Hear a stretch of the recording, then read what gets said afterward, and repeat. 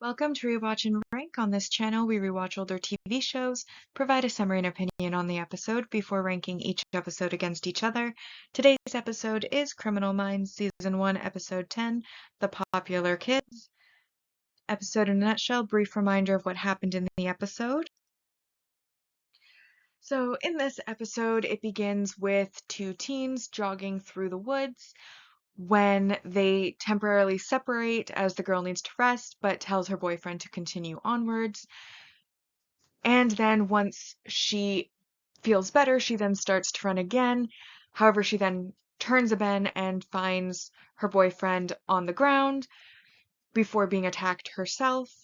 This then leads to the local law enforcement being called in, where they take the body, and they find close to where the body was another body that also died of blunt force trauma with ritualistic trappings all around it, and this leads to them calling in the BAU to come and investigate, and they of course take the investigation down the route of potentially a Satanist, though Gideon does say that in America there's never been a confirmed Satanist killing, at least of people. They still follow that route because of everything that is indicated there.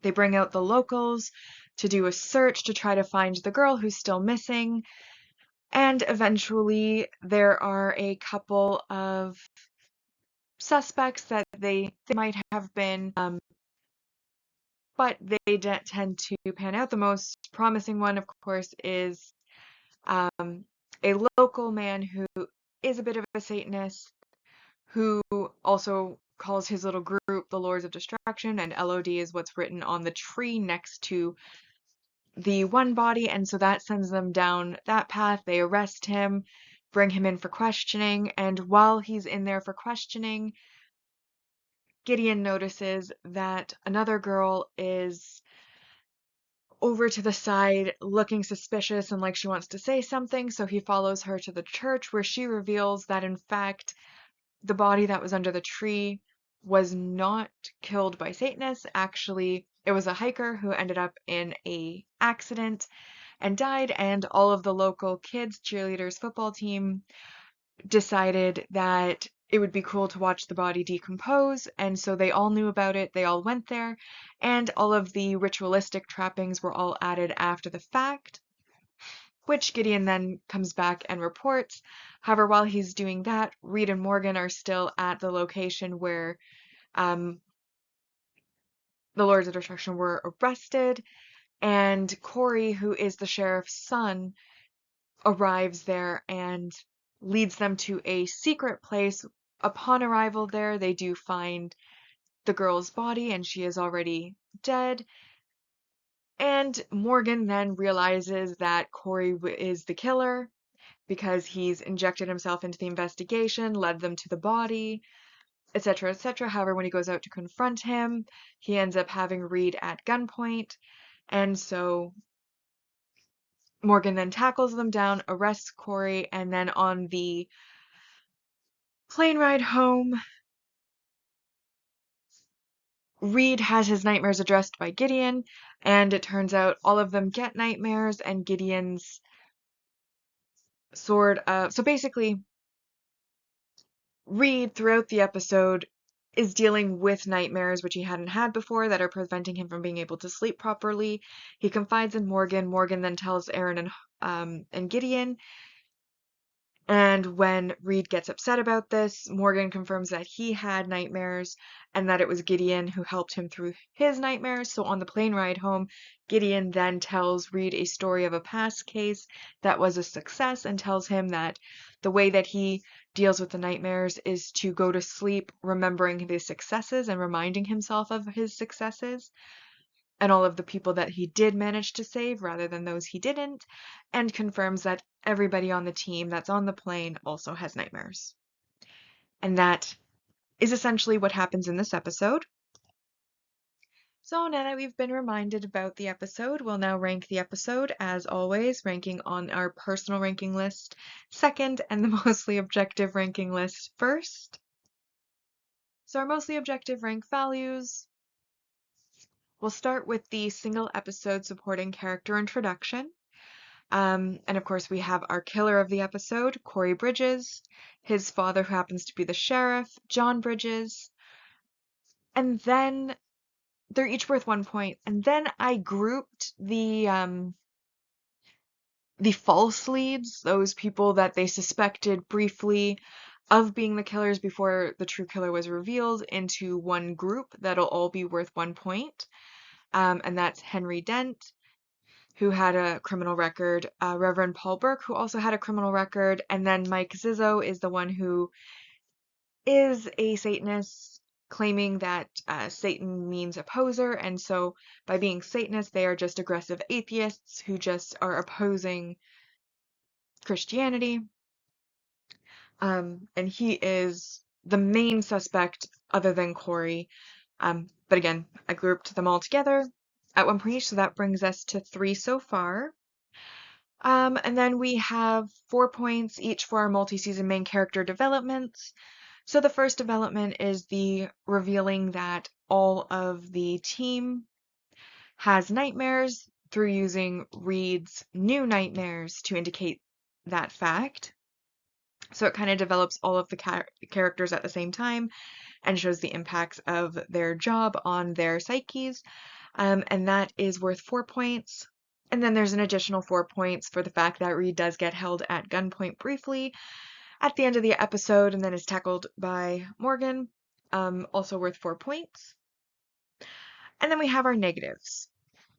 Now, obviously, negative messaging or behavior, the killer doesn't count because what would you expect from a killer other than negative messaging and behaviors? But I did take 2 points in this episode for the fact that not just the killer, but all of the children, like the teenage children of this town who were, the popular kids per the title, the cheerleaders, the jocks, all found a body of somebody who died tragically in an accident, and instead of, notifying anybody so that their family could hopefully be found, get some closure, know what happened to them, have the dignity of a proper burial, they all decided to just take turns watching a body decompose and leave it there, which is honestly disgusting. So I think it's worth the 2 points being lost. And then, of course, the killer further desecrated the body by adding the wax and the other ritualistic implements to the scene. But again, I don't count what he did because he's a killer. What do you expect? But all of the other kids should have been better, or at least one of them could have been better. And in fact, the only one that did come forward only did so because she thought she was being punished by God because her best friend had been kidnapped or taken away. So even then, still very negative messaging / behaviors. And then the next 2 points negative is that this episode was a semi-memorable episode, so it wasn't immediately recognizable as to remembering who it was and what exactly happened. But as it unfolded, before we got to the end and the reveal, there was the aha light bulb moment of remembering who done it. So overall, with all of those points being considered, this does make this episode objectively a 7 out of 10. Bringing us to the mostly objective ranking list so far, in which we have Extreme Aggressor in first, followed by Natural Born Killer. Compulsion, The Fox, The Popular Kids is in 5th place, followed by Derailed, LDSK, Plain Sight, Broken Mirror, and Won't Get Fooled Again is in 10th. Now as to my personal ranking for this episode, I didn't dislike this episode. I like the atmosphere of the woods in the small town, and like the abandoned buildings, like the very creepy vibes that it had at times. The misdirection from who it actually was, the multiple kind of misleading suspects that could it be them, maybe not. And they did go out of their way in the show to kind of make you believe it. Like when Henry, as soon as they find out he has a record, all of a sudden he's creeping up on Elle and acting kind of weird and shady.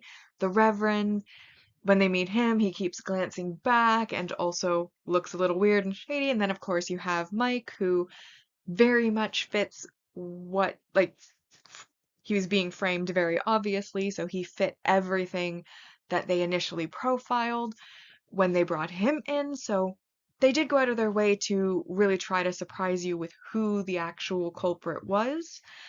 And well, my first watch through would have been when I was very young, so I don't know if I was tricked or not, but I feel like I would have been surprised by who it ended up being to a certain extent. I mean, now that I know who it was, and after like the first watch through knowing who it was and it being semi-memorable, not a surprise, but like I said, on a first watch through, I feel like it would have been surprising, but it also wasn't very action heavy, and most of what happened in the episode ended up being irrelevant because none of it actually was accurate because they were misled. And then there's the whole drama around like the nightmares and making a point to say that all of them have nightmares and so on and so forth, which adds some humanity to the profilers, but also wasn't information that I needed. I could have done without it, but still interesting. Overall, I did feel like it was a pretty average episode. Like I didn't feel like it stood out too much as like it wasn't something that I really hated. It wasn't something that I really loved. It just kind of fell somewhere in the middle. Did have the fun vibes though, like the atmospheric vibes with it being in like the forest on a mountain. Anyways, I haven't given it a 5. Have our personal rank. Oh my gosh, I've lost track of what I was trying to say. Um, so we'll just move on to the personal ranking list so far and confirm that it was a 5 out of 10. So we start with Derailed in first, followed by Compulsion, Plain Sight, Extreme Aggressor. I put this episode in 5th place. The Popular Kids, followed by Natural Born Killer, The Fox, LDSK, Won't Get Fooled Again, and Broken Mirror currently in 10th place. And that brings us, of course, to the series ranking so far on our mostly objective ranking. And in first, we have season 1 at 60 points out of a possible 220 so far. And season 1 on the personal ranking side at a 44 out of a possible 220 points so far. But with that, we have now rewatched and ranked Criminal Minds Season 1, Episode 10, The Popular Kids. Like and subscribe if you'd like to, and I'll see you in the next episode.